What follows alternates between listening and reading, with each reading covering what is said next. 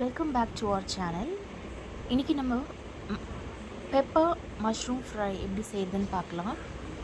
So இந்த சேனலை இன்னும் சப்ஸ்கிரைப் பண்ணாதவங்க சப்ஸ்கிரைப் பண்ணிவிட்டு பார்த்தீங்கன்னா ரொம்ப ஹெல்ப்ஃபுல்லாக இருக்கும். ஃபஸ்ட்டு எண்ணெயில் சோம்பு, பட்டை, அன்னாசி பூ இதெல்லாம் சேர்த்துட்டு 2 பச்சை மிளகாய் சேர்த்து வதக்கணும். அப்புறம் ஆனியன் 3 ஆனியன் எடுத்திருக்கேன். 3 ஆனியன் வதக்கிட்டு நல்லா வதக்கணும். வதக்கிறதுக்கப்புறம் கருவேப்பிலை சேர்த்துக்கலாம்.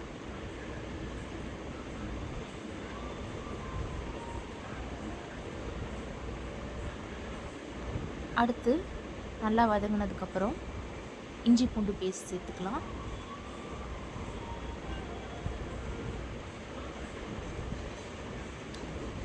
அடுத்து உப்பு சேர்த்து வதக்கலாம்.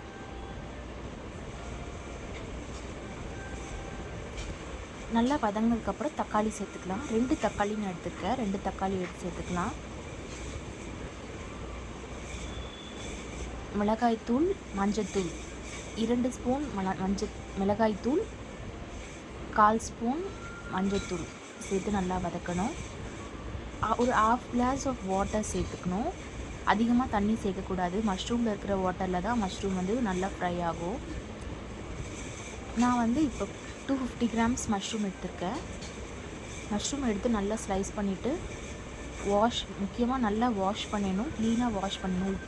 சால்ட் அண்ட் டர்மரிக் யூஸ் பண்ணி நல்லா வாஷ் பண்ணிவிட்டு அதுக்கப்புறம் ஸ்லைஸ் பண்ணி போடணும்.